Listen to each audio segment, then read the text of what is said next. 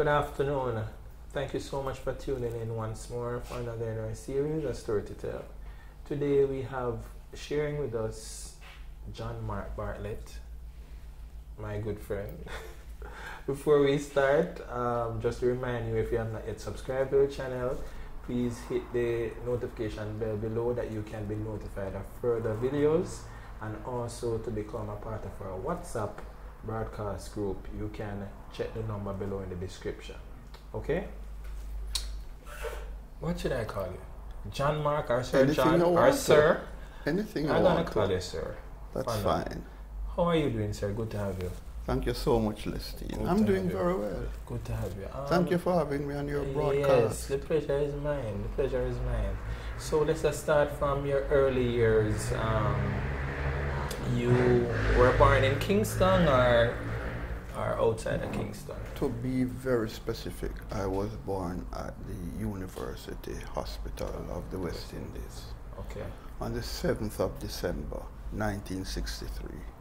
A very So that is- chilly morning or a night? I think it was approximately 1:45 in the morning. In the morning. Yes. Okay. I don't know if it was chilly. Sir, so from then on, you would have moved on to your first school. You remember your first school that you went to? My first school was St. Hugh's Prep School. St. Hugh's Prep. It is still operational today. It's in the Crossroads area. And then you stayed there for how long? I stayed there for, I think, 8 years. 8 years. Yes. And then you moved on. I went to the institution, the Woolman's. great Woolman's. So you left straight boys' from school. St. Hugh's to Woolman's. You didn't have like a basic school type of thing, or they had preschool and thing at No, St. they Hugh's? didn't have preschool. So you went I there went at there. 3? I went there at 3. Okay. And from there you just went straight to Woolman's. Right. As a child, how would you describe yourself? Were you well behaved, or your parents had to speak to you a lot? As or- a child, you mean before teenage years? Yes, at St. Hugh's. Yes, I think overall I was very well behaved, well mannered. We were taught that in those days children had to be well mannered and respectful to persons who were older than them. And I was all of that. I think I got up to the usual pranks that every boy would get up to, but on a whole, I think I was a well-behaved child. And you lived with both parents? No, in fact, I don't know my father. What Understood that he was killed in a motor vehicle accident some time before my birth. Okay. So I have never even never seen a seen- photograph of him. I don't know what he looked like. In fact, I have my mother's name, my mother's last Name name. is Bartlett? Yes, What was your father's last name? De La Pena. That is what I Pena. understand. So things could have been different if he was probably alive. You'd probably get his last name. I'm sure. Or I'm not, well, maybe not. So what was the motivating factor why you got her name though? She just decided that apparently it wasn't a relationship that was very fulfilling for her. Yes. How do you feel about not ever meeting your father? Feel like part of your life is missing? No regrets No at all. regrets? I have never had any regrets. I have never even had the slightest desire to find out anything about him. Never. Did he have like brothers, or you I haven't have checked? no idea. So no connection with that side whatsoever? None The De La whatsoever. Pena. So I wonder if you're related to Lindy De La Pena. I don't know. I've thought about it. I really don't know. Sir, so it was only you that your mother had, and you had Yes. other siblings? Only one child? Only one child. Okay, so that's one child she had to spoil. No. others? Well, she wouldn't have agreed with that, but perhaps persons would have said I was spoiled. And maybe I would say that myself. So you used to get beaten and stuff? Oh yes, oh yes. With belt and Oh thing? yes. Okay. Oh yes. That's why you came out so That was good. part and parcel of a child's life And in that those wasn't days. abuse? I didn't see it as abuse. I didn't see it as abuse. Did your mom had other brothers that was She had one brother. instrumental in your upbringing? No, in fact, her brother left Jamaica to reside in England long before I was born. So I met him only once. He came back when my grandmother, his mother, was not well, to visit with her. I think that might have been about 1975, but I had never seen him before and I didn't see him after that. What about sisters? Do you have other aunts? No, my mother had no So just the one brother sisters. she had? She had one brother. Oh, that's small family. Small So family. basically it's just your mom who grew you? Well, no. Actually, my grandmother, she operated a nursing home, a fairly large nursing home, and so we lived with her. Okay, on the compound. Right. So she had a great input in my upbringing as well. Alright, so you left from St. Hugh's. What exam they had at that time? Was It was common entrance. Common entrance. So you passed the common entrance for Woolmer's. Yes. You wanted to go to Woolmer's? Yes, Woolmer's. My second choice was KC. Second choice was KC? Yes. Your mom knew other persons who went to Woolmer's probably? No, I think at about that time when I did the common entrance, maybe a few years before, a lot of the boys who were at St. Hugh's Prep wanted to go to Woolmer's. So I think it was just a trend. It was close Not by. even close by. I think Woolmer's was seen as the premier school, and so a lot of them went there. So I just continued the trend. I think that's what happened. And how was high school, first form, getting adjusted to that new life? It was good. I enjoyed my school days immensely. And it was an all boys? All boys. So that was a new thing for you to just see boys Yes, all day? yes, And yes. that was fine? Yes. But you must think remember that the girls' school was not very far away. So do you think for all boys school it helps you to keep focus and things a little better? I'm not sure. I don't know if I could say that. I don't recall at St. Hugh's Prep not being focused. I was never a brilliant student. I mean, I was never, Probably average. maybe a little better than average. There were some subjects that I excelled in and did very well in, but if you looked at my overall record, I was average. Average. So you went through Woolmer's. Were there anything that you did representing the school? I played cricket for the Cricket, school. Okay. And how were your results when you were leaving Woolmer's? Well, when I left, I had sat my A levels at the time. I had passed English literature and history and the general paper. I had also done economics, but It wasn't so. I wasn't very successful.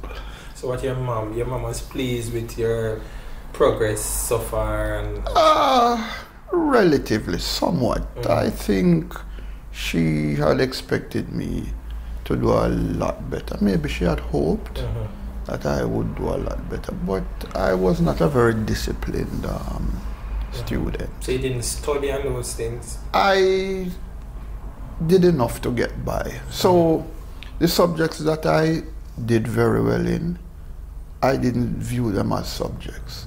They were a pleasure to me. So history, literature, Bible knowledge, it wasn't work. And so I did very well in those subjects. Do you think you developed a love for reading from back in those young years? That I think was due to my mother. She loved She to read. bought books for me. She herself wasn't much of a reader. Well, she read a lot of books on cricket. She was a fan of cricket.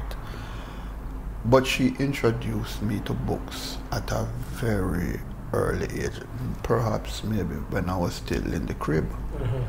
And she read to me and encouraged me to read. And one of the things she did, which, you know, looking back, I really think I appreciated, was that she read to me from the Bible. And I had to read the Bible. Was she a Christian? No, she wasn't, you know. She wasn't. But in those days, again, and that is something that unfortunately we have lost in this country.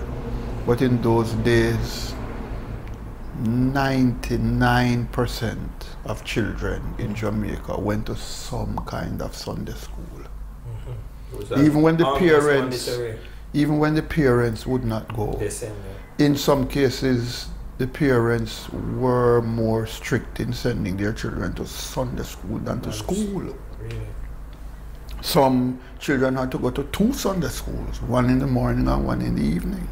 Things and times have changed. Things and times have changed, and Jamaica has changed too. So what was the plan when you were leaving Woolmers? You would go straight to work or you would continue schooling? So I got saved in my final year at Woolmers. Tell us about that experience. You were invited and... A fellow came to the school, Devon Edwards. He came just for 6th form. He had not been a member of Woolmers, you know, coming up from 1st form. He just came. I think he had gone to William Nib in Trelawney, and he came to Woolmers for 6th form. And I was at a very critical stage of my development. You know, I was involved in Rastafarianism. So you grew your hair as well? No, it was not possible to grow locks if you were going to remain at Woolmers. And so I was thinking of doing so after I left school. I got saved, as I said, in my last year. And I just was overwhelmed by a desire to work for the Lord and to serve Him in any way. Just like that? I wasn't thinking about ministry. But I mean, when I got saved, I got involved in just about every ministry of the church. You know, hospital ministry, house-to-house ministry, prison ministry. I just wanted to work for the Lord. And I now had to decide, should I go to university? One of the problems I encountered was I wasn't sure what I wanted to do. I wanted maybe to do journalism. I wanted maybe to do a degree in English literature. I was not a focused person, as I said, so I didn't zero in on anything. And just about that time to when I should have made a decision, I was impacted by meeting a beautiful lady by the name of Alicia. And she had my head in a spin. And so all of those factors combined to make me not go to university. It's a decision that I sometimes regret and sometimes I don't. You know, I'm not sure I could say that's the way the Lord would have wanted me to go, but that's the way it was. So you had friends at school, right? Mm-hmm. You're like a little group that you would move along with Yes. very closely. Yes. Okay. Various groups. Various groups. I was a very friendly person, and you know, I got on well with the other boys at school. So what was the feedback from your friends when you got saved in that final year, knowing The whole school was shocked. Teachers, everybody. Mm-hmm. It impacted the school because I had a reputation. Mm-hmm. You know, so I think it had a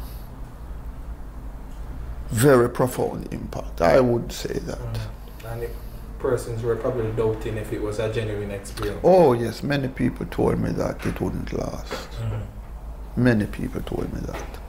Teachers told me that. Mm-hmm.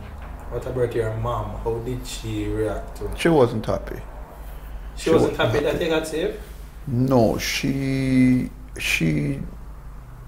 I now was going to Wildman Street, Mm-hmm. Pentecostal Tabernacle, and she did not like the Pentecostal Clapham movement. Church. No, because I was christened in an Anglican church, St. Matthew's in Almond Town, Yes. and then we moved to St. Luke's, which is in Crossroads, just behind Carib Cinema there. Yes. And so I was confirmed there. I even served as an altar boy, we would call it. Yes. So she was very disappointed, very disappointed. After, you know, some years passed by, she accepted it. Okay. So you went straight to work then? I went straight to work. What was your first job? My first job, okay, so I worked for a couple months, I think, at the Jamaica Bureau of Standards. That was temporary. And then my first permanent job was at the Ministry of Labor, the pensions branch, which was located where Jamaica National is now, right in the middle of Halfway Tree. Okay. Right. So how was that work experience now? Working your own money now? You had to give your mother some, or what you do? You save it, or what did you do? No, I never saved it. To be very honest, most of it was spent at church.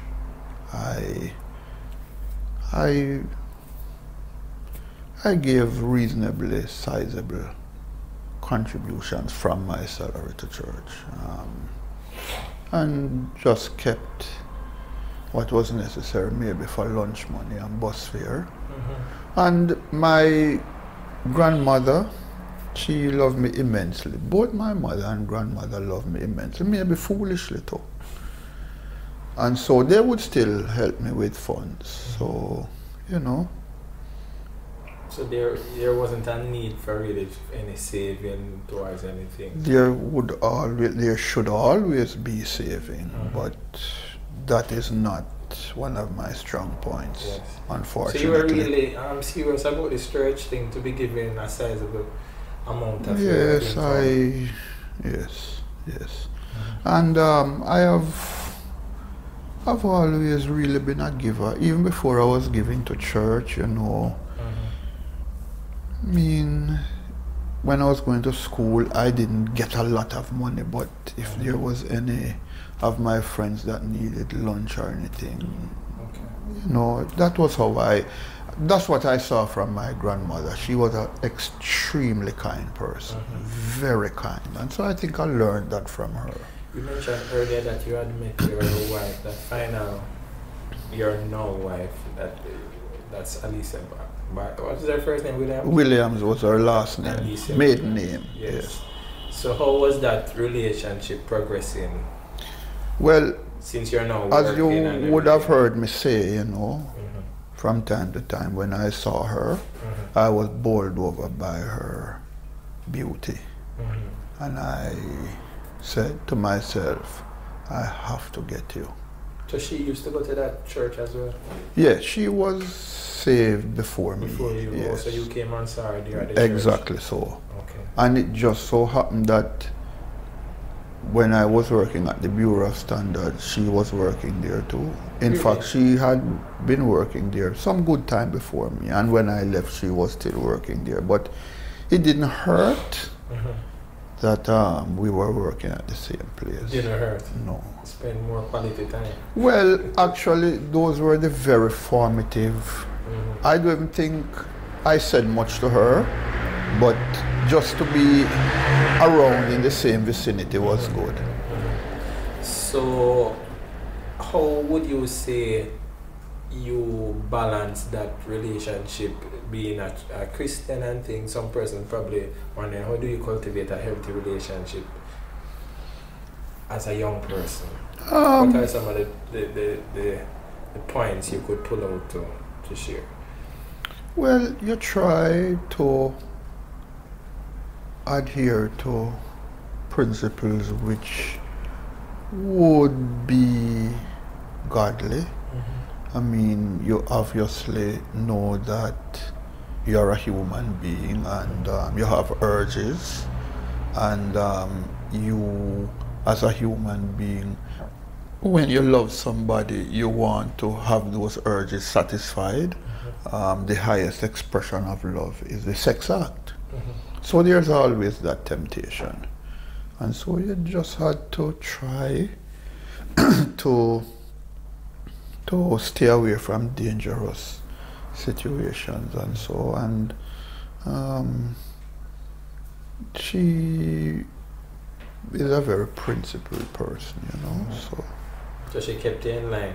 We try to keep each other in line. Yes. Okay. So how long you worked at the Bureau of Standards, you said? Just a couple months. Just a couple months, and then you went on to, what's the place again that you said? Ministry of Labour, Pensions How long branch. you stayed there?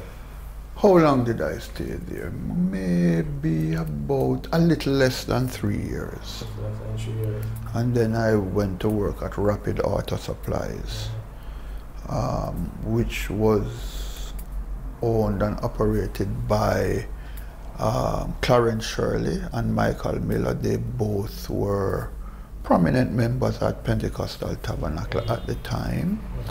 Brother Shirley has passed away, and Brother Miller, he lives in New York. I think he's involved in ministry. So I worked there for maybe a year.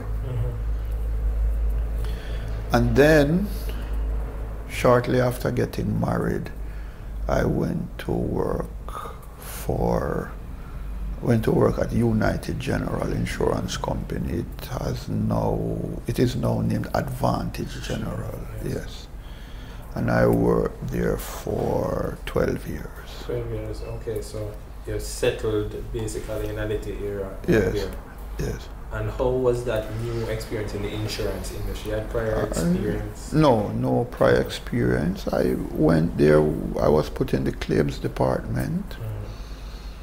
And after a little while, you know, I was made a supervisor and started to settle claims and oversee a unit and so on. I stayed there, as I said, for 12 years. What year you got married? 1985.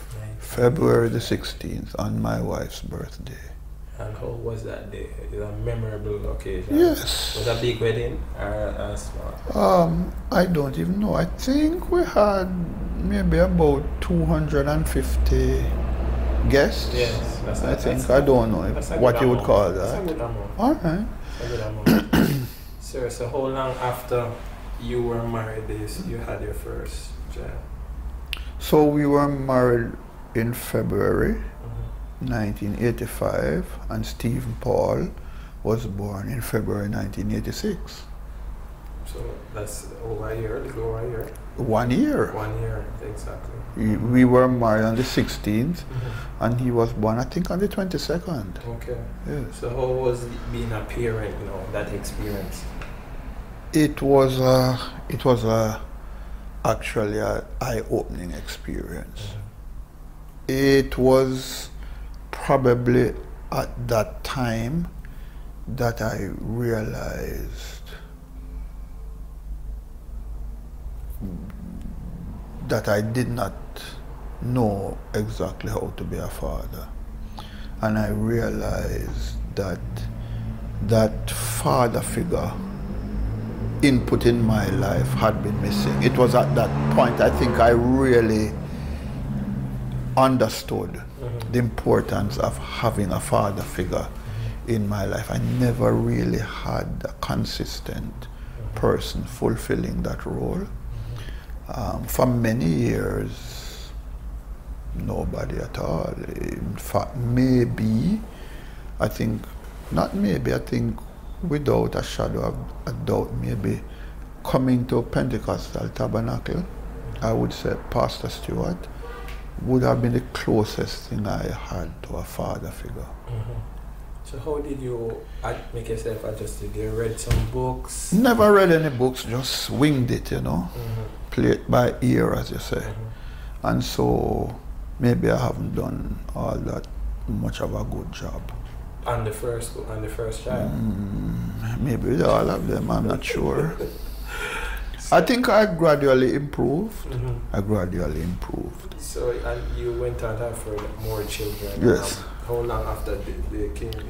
So Stephen Paul was born in February '86. David was born in October '87. And then there was a little break. Rachel and Matthew, the twins, were born in June 1992. And then there was a fairly long break after them. Joseph was born in November 1999. So you now have 5. That's 5. 5. So how did you manage with all 5? Was it a challenging experience? Sometimes. Yes, schooling was challenging, you know. But my wife really was the one who principally looked after them and saw to those matters, and she did a tremendous job. You know, she really was the one who was in the forefront, and kudos to her for the job that she did. Are there any memorable experiences you can probably go back for as with the children when they were young? Oh, I enjoyed them when I was scared to hold them when they were very small.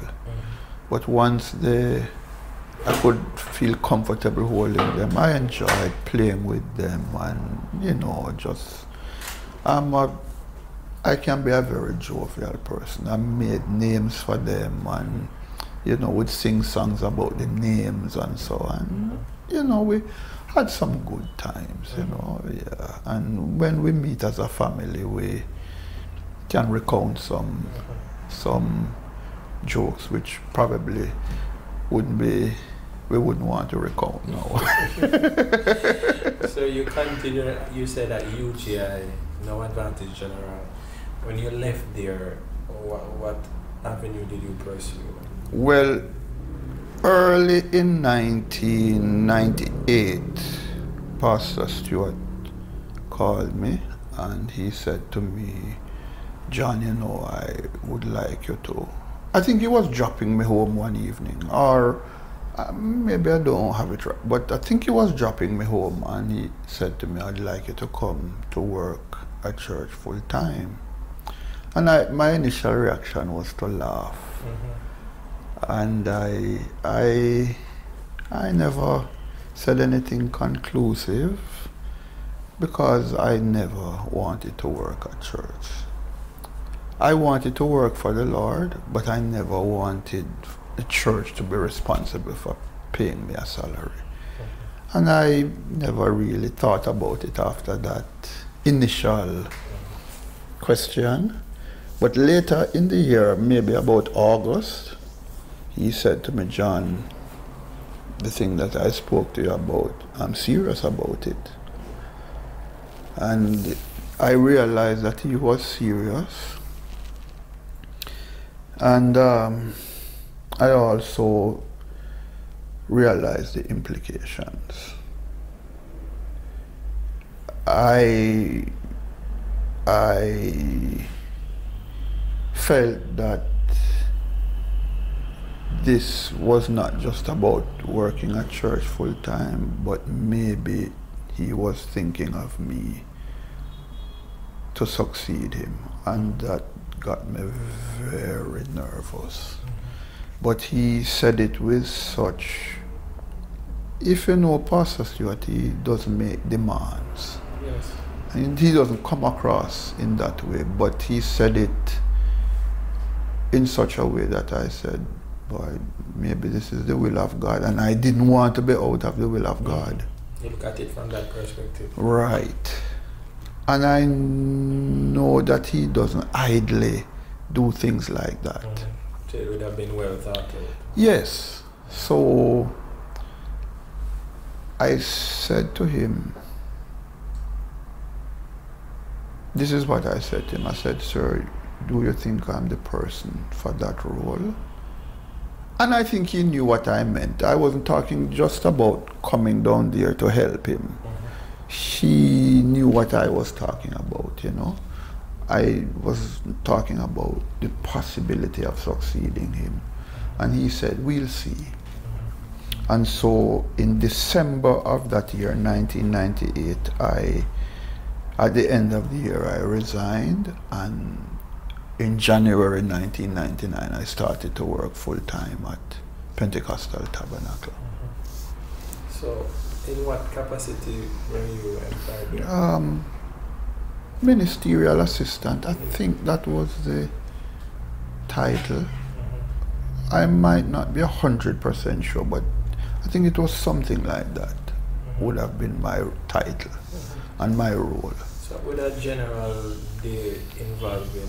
Yeah, just helping with anything. I mean, anything. Anything. Visits to persons. Visiting people, I mean, a little bit of counseling, helping to prepare for services, you know, general. So at this point, how did you said you didn't want that initial thing about the church being responsible for you. You got adjusted to that, or it was still a little? It is a problem up to this day. Not a problem. It's not something that I'm comfortable about. In fact, I've always wished that I could be in some way self-sufficient, so that I could make a contribution without having to be paid. So how did your wife and family feedback towards that new step in your life? It was an adjustment, especially for Lisa. The children were young, so I mean, it didn't, I think, impact them too much at that stage, at that point, because I was still fairly, you know, although I was there full time, I wasn't the pastor. So I was more at home than I am now, and, you know, things were more regular. It was an adjustment, you know, because now you're kind of under more scrutiny. I think that was the most difficult part for myself and Lisa in particular, and later for the children. Now people looking on you, and of course you're not supposed to make any mistakes. You're supposed to just do things by the book, and so your family now becomes a family of focus. That is something that it took a little time getting adjusted to. And I don't think my family has ever truly adjusted to it. My wife or my kids, I don't think so. I have adjusted a little more. So you continued in that role as a ministerial assistant for how long? 5 years. 5 years. And then what happened after that? Well, gradually, from that time when I started to work there, Pastor Stewart, you know, he had been talking to the church about, you know, the fact that he was not going to be staying for much longer, and it would be reflected like in his comments in the annual report booklets and what he would say to the church. And then I remember there was a meeting. It could have been after a Bible study.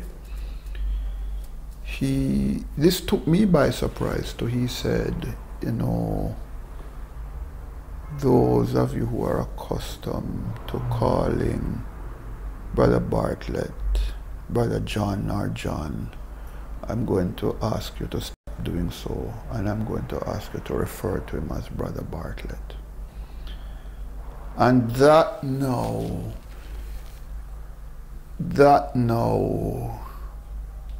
was the clearest indication so far that something was going to happen concerning me. Something was coming up. Something was coming up. And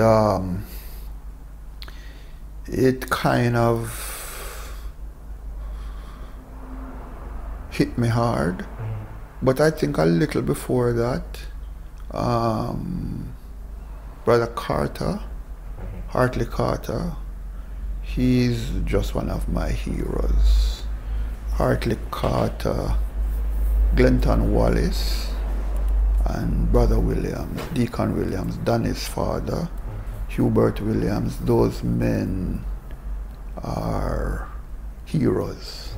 All deceased. All deceased. And Brother Carter, he was in fact losing his sight, I think, at that time. But I was walking between the passage between the church and the administrative building. And when we were passing, we greeted, and he held on to my hand and he said, Brother John?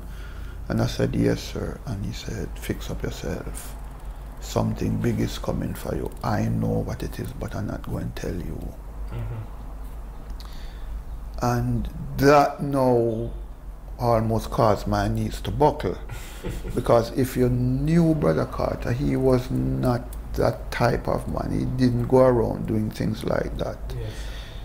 I've never known him to do things like that. So when he said it to me, I was weak. Yes. And and now when pastors made that statement in church, those two things affected me tremendously, and I realized that this thing now looks serious, because I was so happy working at church, not being the pastor. Yes. It was very fulfilling, just enjoyable to serve. I took a great deal of pleasure from that. And I would have continued to do that happily. In those early years, is there anything that you probably would have changed looking back? Some decisions, probably. Changed? No. Up to that point. No, I can't say. I mean, Lestine, nobody, no leader will ever have 100% agreement on anything he or she does. And of course there were some things that pastor implemented that I was not totally in agreement with, but I would never think to, it never even crossed my mind to contest or to, you know, if in meetings he would throw it out and we were asked to make comments, then I would make comments. I tend to be vocal.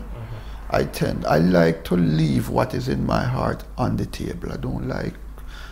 I'll talk after meetings are ended, but what I like to say is that what I say after the meetings, I've already said it in the meeting. So I don't like to, I've had a problem with that throughout my ministerial career. People going to meetings and holding things back and then talking about it outside of the meeting. So I tend to be vocal in meetings.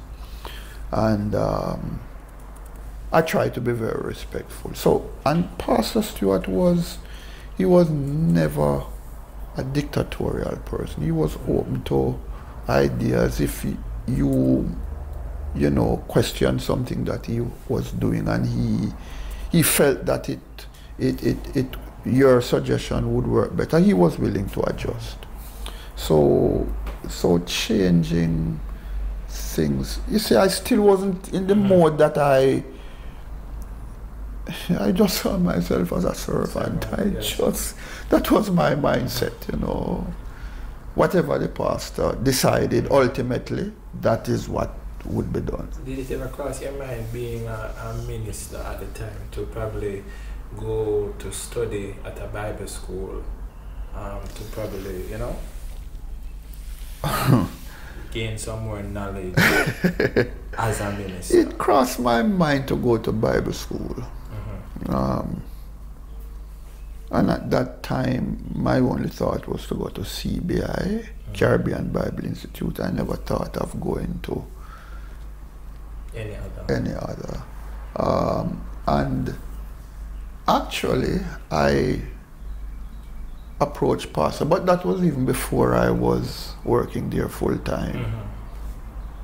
I approached him and asked him, told him, and he didn't tell me no, but he did speak about my availability to assist, and he, you know, said he named some of the persons who were going there, and so he said to me, you know, if you go, I'm going to be challenged, you know, with just wanting people to do stuff. So I didn't even give it a second thought after that, you know. So and actually, I have no regrets. Yes. So moving on from there, how did you actually progress to being the then pastor at Pentecostal Tabernacle? Well,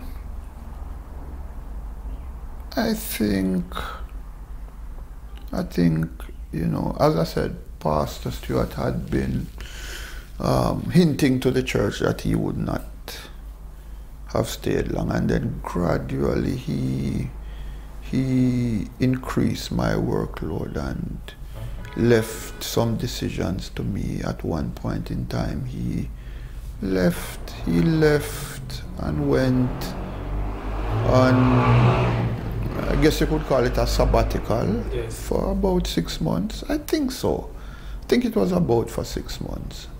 And I virtually was left in charge. I think that was his way of a little test. And so after he came back fairly rapidly, he you know, advised the relevant persons in a timely manner, and he held meetings with, you know, the brethren, and then of course we had an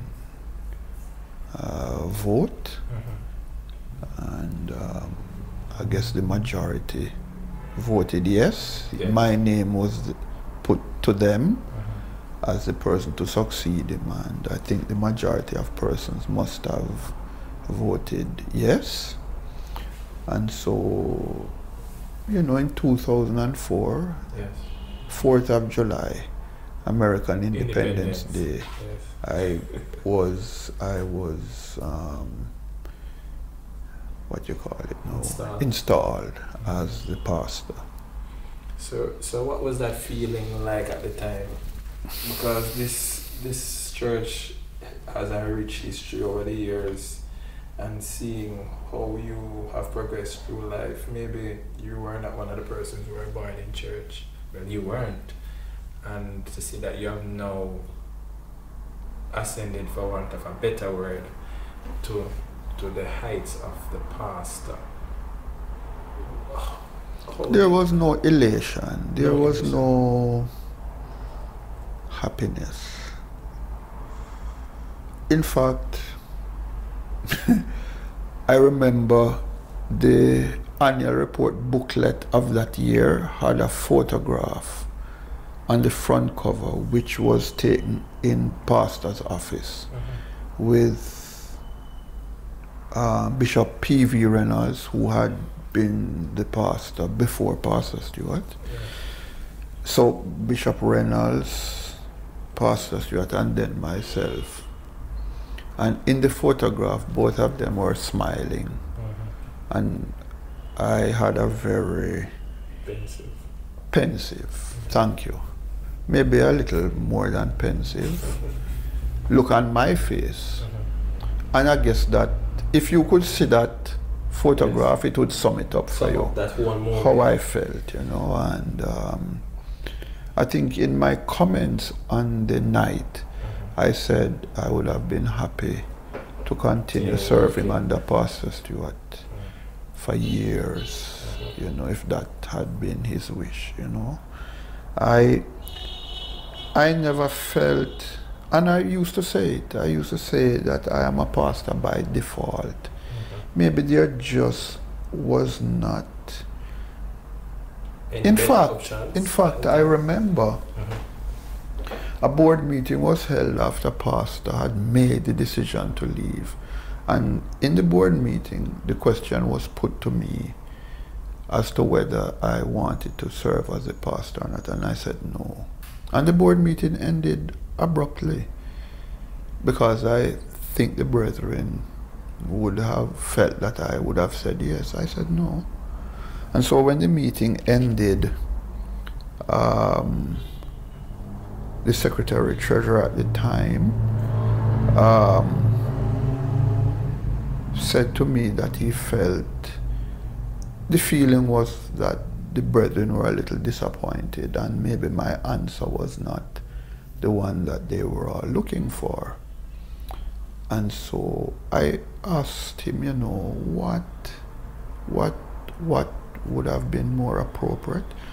And he said, maybe if you had said, I will accept it if it is the will of God. And I thought about it and said, well, that is reasonable. A better response, yeah. So a meeting was called very shortly thereafter, and the same question was put to me, and I said, you know, brother, the secretary treasurer has asked me to make this statement, so I'm going to make it. If it is the will of God, I am prepared to serve. And I think, Lestine, what finally made me accept, I honestly just in my mind did a survey, and what I thought was that I would be the person that the membership would have accepted the most. Not that I was the most fitting person to serve, but maybe to get people to rally around a certain position. I might have been the most suitable person. So that is why I accepted. So 1 month later, that would have been July, August, you're now the pastor for a month. How is your family adjusting to that new? They have always been under pressure, and the older the children got, yes, the more the pressure came. The more the pressure came. And my daughter Rachel, years after, told me in no uncertain terms. It was in fact a very poignant moment for me because it was Father's Day, and she is very creative, so she made a Father's Day card for me. I don't remember exactly how she did, but I know that when you pull the tie, it was a shirt, and when you pull the tie, the card opened up. And she wrote in it that, you know, at one point she had hated the church and hated church people because she felt that the church had robbed her of her father. And she said to me that within recent times I was doing a little better and our relationship had been improving, and that hit me very hard. That hit me very hard. And I don't think they ever adjusted. I don't think my wife ever really adjusted, and you know, I don't think I ever did, because I always saw myself as just holding a position until the real person came along. And I think what I did was to look at it yearly. And then I started to look at it over 5 years. So what I would do, you know, the process of the annual Saints meeting,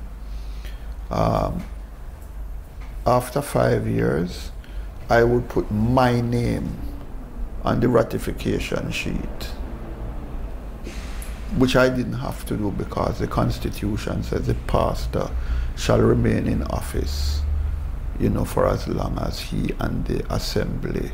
Well, the Constitution at that time, I think it has been amended or was in the process of being amended. I don't know what it now says, but the pastor shall continue in office until he or the assembly shall desire a change, or until he is removed from office by the national board with the ratification of the assembly.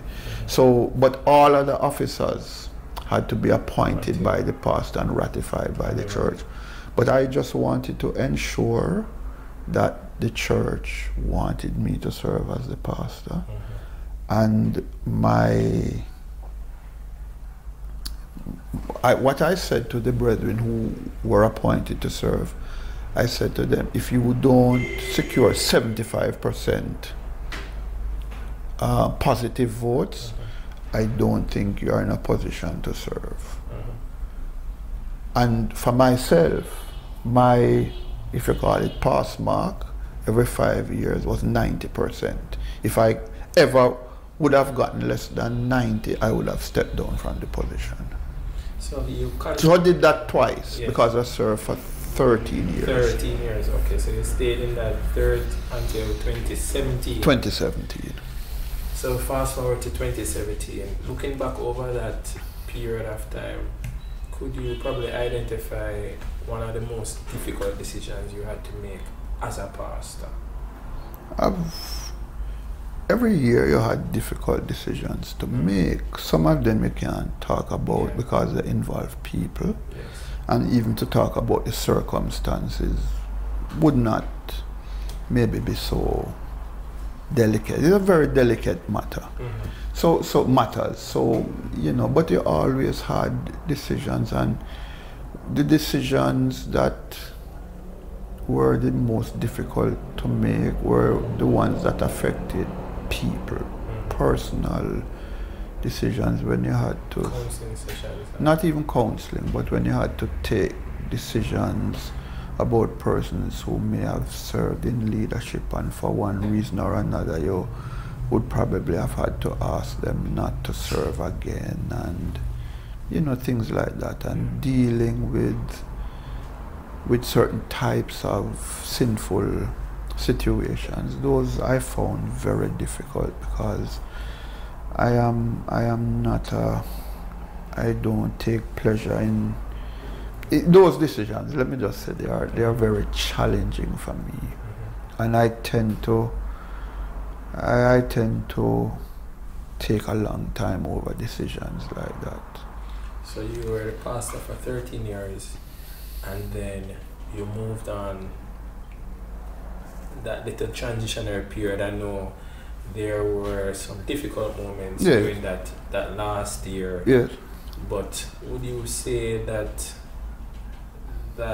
it was something that was inevitably was going to happen based on a certain chain of events?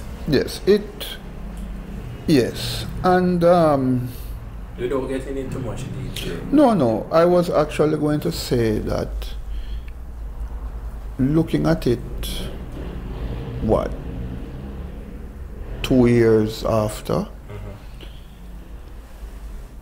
I think it is one of the best things that could have happened to me personally. So for those of our viewers who are probably not aware, you were asked to resign. Yes. Basically. Right. That. And as you know, it had to do with so-called false doctrine that I was teaching. And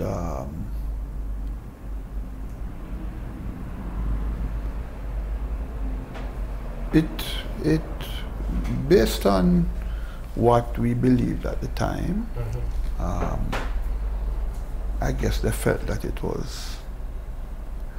it certainly was, I came to understand that it certainly was not in harmony with what had been the standard way of looking at certain aspects of the scripture. When I just started to teach it, it was actually, in my view, an unexplored area. Nobody would touch predestination and election, so I didn't see it as false doctrine. Nobody would touch the security of the believer at all. You know, so I didn't at the start believe that it would be viewed as false. It was new. But afterwards, yes, it came to be called false, and I guess still is regarded as that by a certain set of people. So you moved on, and 2 years down the road, fast forward to now as well. You are now leading a ministry, the Grace Workshop Ministries. Yes. How has that experience been compared to your prior experience as a pastor at Pentecostal Tabernacle?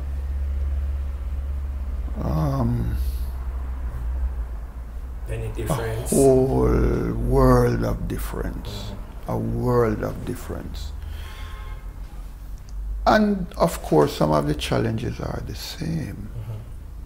Maybe even increased. But the whole mindset,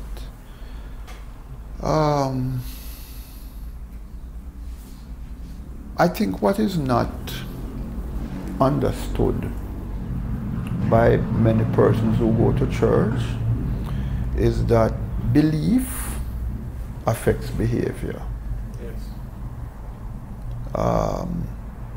So if you are of a certain persuasion, that persuasion is going to produce a certain type of behavior. A mindset first, and then behavior. And so the theology that I now embrace, of course, many elements are the same. There are some significant differences.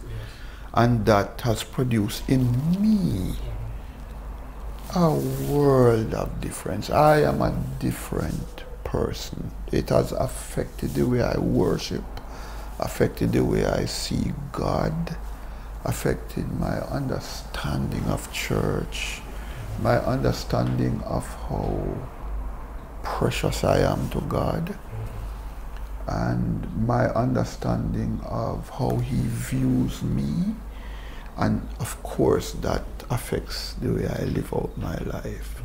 And I think slowly but surely it is having that effect on the assembly as well. So I mean, my stress level has been reduced significantly. At least that's what I think. And just my outlook is different. Sometimes in an earlier time, I used to pinch myself almost to say, is this really you? You know, so yes, a world of difference, Lestine. You made reference to one incident, family-wise, with your daughter, and highlighted that the church was basically taking away the family time. Is there any other of your children probably would have mentioned, certain regrets? I think all of them, yes. All of them. My wife and all the children have had to deal with the loss of their husband, her husband, and their father. It has taken a toll.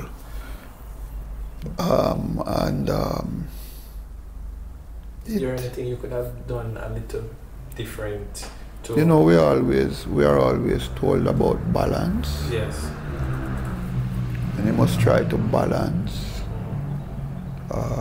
I think maybe that has been my challenge over the years. I have found it difficult to balance. I think, maybe this is just my own assessment. I don't know if my family would share it, but I think I'm doing a little better. I think I'm trying to organize myself. You know, at one point, I wouldn't even participate in family vacations and things like that. So I think in that regard, I'm doing a lot better. It's still intense, you know, but the atmosphere where we are now, church atmosphere as a whole, I would say more relaxing. I don't feel the pressure as much, and I'm hoping that my family doesn't feel the pressure as much. So for most of your days, you're a pastor, but in your relaxing time, what do you do, like to have fun, or your hobbies, if you have any? What are my hobbies? Hobbies. I like to read. And I don't do as much. Most of my reading, 90% or more of my reading has to do with studying and just my own internal, you know, devotional activities. 95% would be that. I love reading poetry. You know, English poetry, the English poets maybe of the 19th century and before. Shakespeare I love, but I just don't have the time to do all the reading that I would love to do. A lot of my time is taken up with preparing for Bible studies and Sunday services. So, yeah. But I like to read. I like to listen to music. I like to watch movies. You know, old movies sometimes. You like the new ones? Not very much. I go back to even the 40s and 50s, the old black and white movies, which annoys people very much, especially my daughter. You know, she doesn't like the black and white stuff at all. But I just think that the emotional aspect of it was more intense because it didn't have all the props and the gadgets and so that are available now. Which movie you would say is one of your favorite movies? I don't know if I can say I have a favorite. There are some recent movies that I like, you know, but again, those would almost be like historical movies. So, like The Last Samurai, you know, Braveheart. Those are the kind of movies I like. I like detective scenarios too. Yeah. You said you have a love for music. Yes. Which song would be your favorite song? Well, Or you have many? I don't have a favorite song. I don't think I have a favorite song. Different songs are favorites at certain times. You know, maybe if you're looking at hymns, I love hymns. I love the old hymns. I love Jesus I'll Go Through With Thee. Sweeter Than All, I Belong to the King. Oh Love That Will Not Let Me Go. Yeah. I find that most of the times when you are speaking, you use a lot of words from songs. How is it that you are able to know the lyrics of so much songs? Is it that you take time out to study it? Last thing I would think is a gift. I think I have a gift memorizing stuff like that. So even when I was at school, I mean, I remember like when we were doing Shakespeare and a group of us boys were talking, and like if we wanted to do some revision, they would say, Jono, how, you know, Act 2, Scene 1 go again, and I would be able to recite it for them. And so, just a gift. It must be a gift. And so I tend to remember songs the lyrics and poems, and I have a lot of poems stored up here, Yes. and songs and so. My era is going though. That era is going. You know, I feel like I'm living in the wrong era sometimes, because I go back to an earlier period. Even I can't say that I like Jamaica very much now. You know. But yes, I think it's just a giftless deed. And I like different genres of music as well. We're now in 2020. 2020. Coming closer to home, the land of your birth. How do you view Jamaica as a country, where it is now, from where it's coming from, and what do you think can be done to help to improve certain areas that are lacking? I don't know. You're not sure? I don't know if anything can be done. I think Jamaica has been allowed, the society just allowed to operate on a free-for-all basis for far too long, and it is like a runaway train. Sometimes I think maybe a dictator, some just draconian measures. If you look at the way, as I said recently in a message, who is going to deal with how we drive on the road? Just the crazy, dangerous, reckless way we drive. I mean, no regard to other road users. Just to me, that is my index.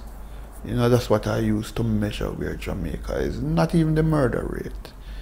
You just look at the total disregard for other people and law and order. And it's done in front of the police. A couple of days ago, I saw a car with a lady sitting on the window, the back seat window, one on the other side, and she drove right past a policeman, and he just looked.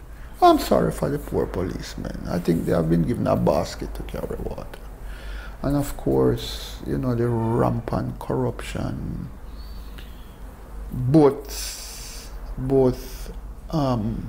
all the administrations within recent time have been summarily corrupt.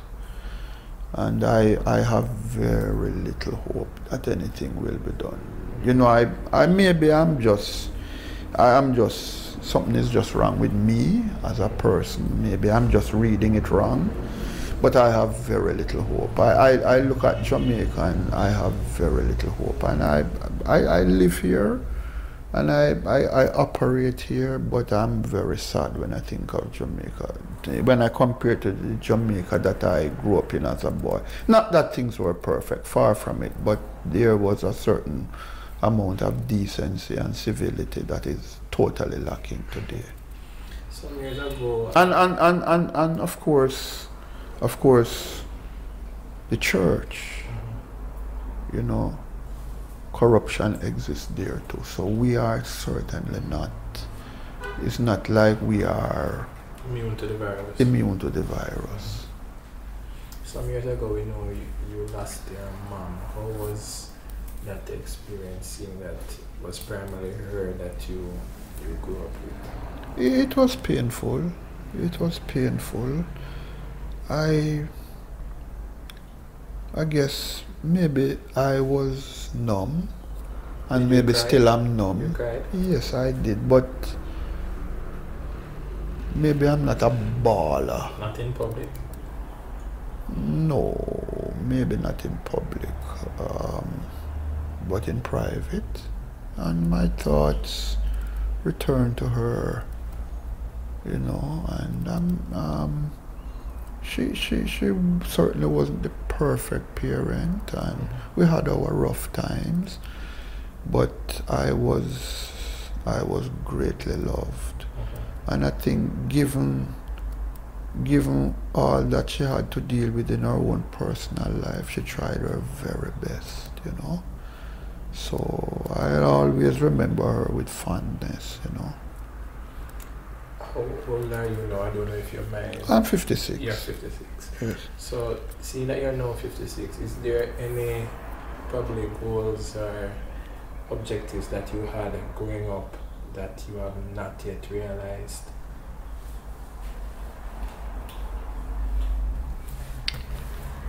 No, I am. One of my problems, Lestine, is that I'm not a goal-oriented person in terms of, let's call it secular life. I'm not a driven person. I'm not an ambitious person. So to own things, to have things, I am not a go-getter, which for a man is not good. At least I don't think so. You know, I just don't have that drive in me to achieve things. I think maybe some psychological problem that I have. My goal, I want to be more like Jesus. Oh my. That is my constant longing and prayer, just to be like Jesus, you know. I want to see him. I want to ask him why he has been so good to me. One of the things I want to do though is to love, maybe not, I was going to say to love my wife and family more, my children, but maybe to express my love in a better way. I really think I love them, but I haven't been the best person in expressing it, and I would want to.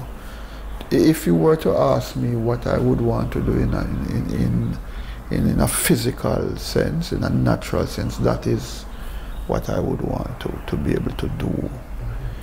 But of course, I want to be the best pastor that I can. I just want to serve the people, and whenever the Lord wants me to exit, then I hope he'll just, you know, I'll be able to do that gracefully and just exit the stage, and maybe he will give me time to read some Shakespeare again and some poetry, and you know. Do you, in the next few years, do you see yourself possibly not being a pastor? Yes. At all? Distinctly. Distinctly. I never,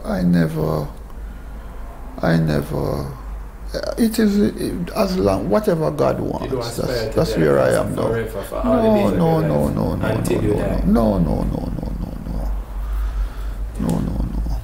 Okay.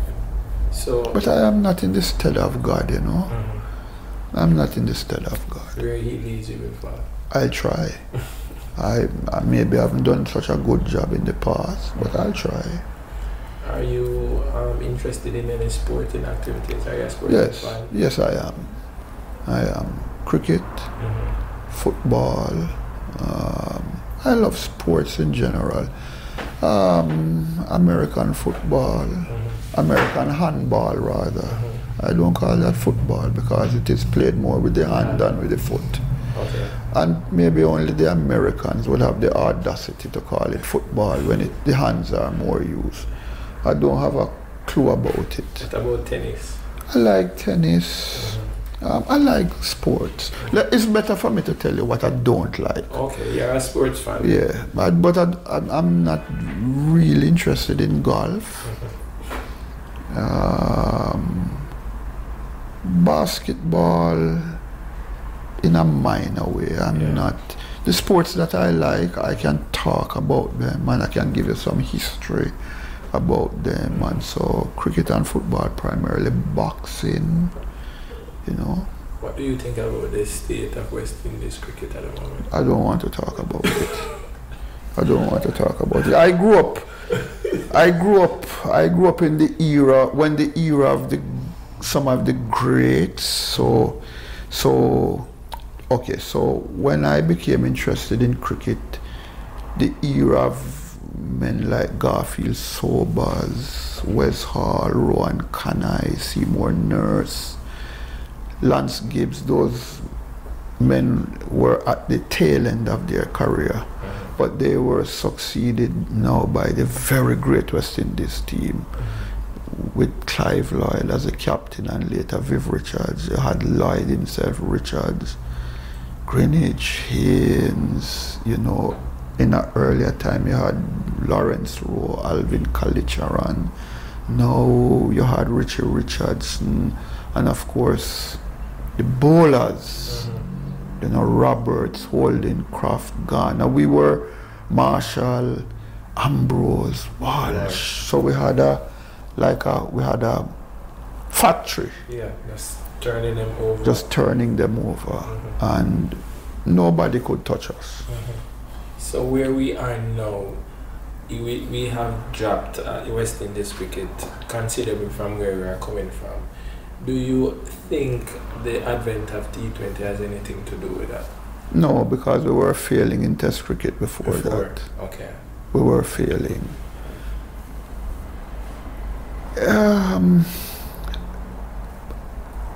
I could be wrong, but I think that conditions help to forge greatness. In the days when I was growing up, it was the days of black power and the emergence of, you know, black people.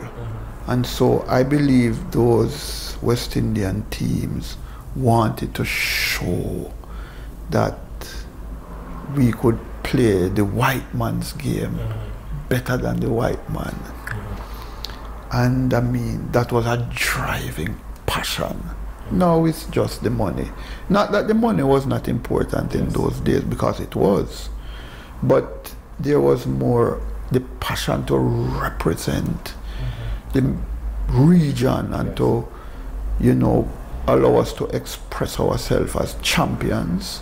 That I think forged those great teams, and until those conditions return. And I think now, you know, those days, it's two sports basically were played, cricket and football. Nobody played basketball. You know, I mean, you never had, but now people just, and you have, those days if you wanted to have fun, you play cricket or football. Now you have so many other things to do, so, you know, people don't concentrate on those things anymore. But I really think conditions make men.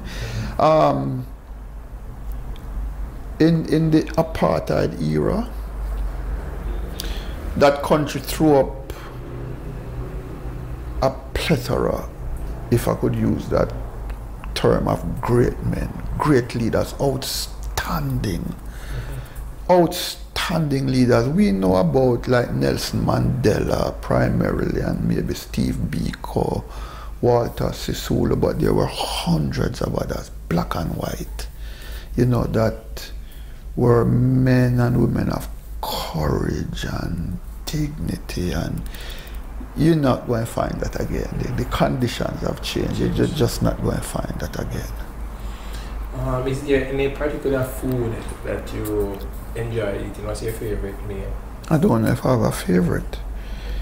I don't know if I have a favorite. What do you enjoy eating? Various things. I guess I like Chinese food. I like steak. I like chippies, banana chips, only chippies. I like a good burger every now and then. Stir-fried vegetables. Yeah, but and I've grown a little bit. I used to just like chicken.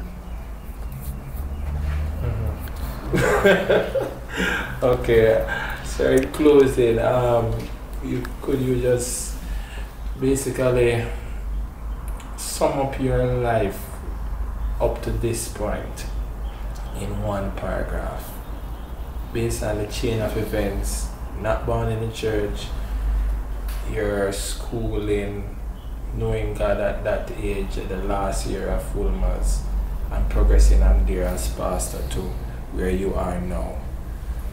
Just give us a brief summary as we close off.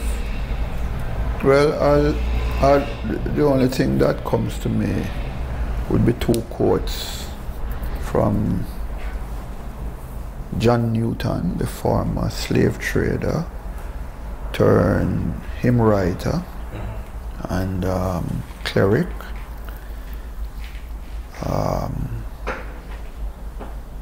Taken from the first one from his song, Amazing Grace, how sweet the song that saved a wretch like me.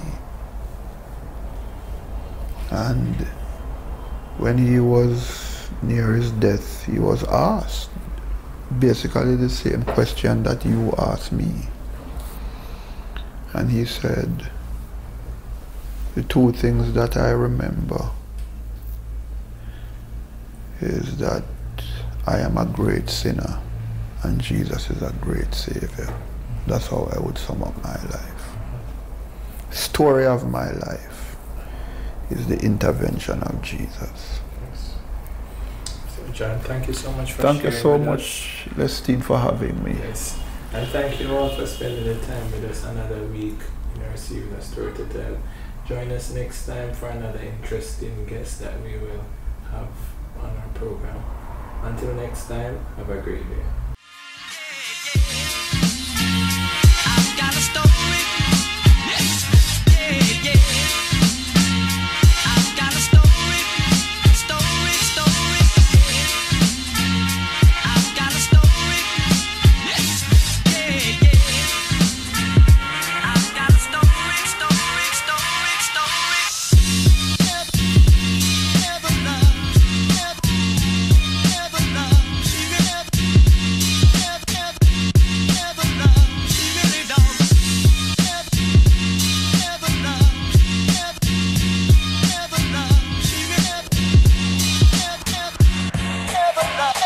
Once again.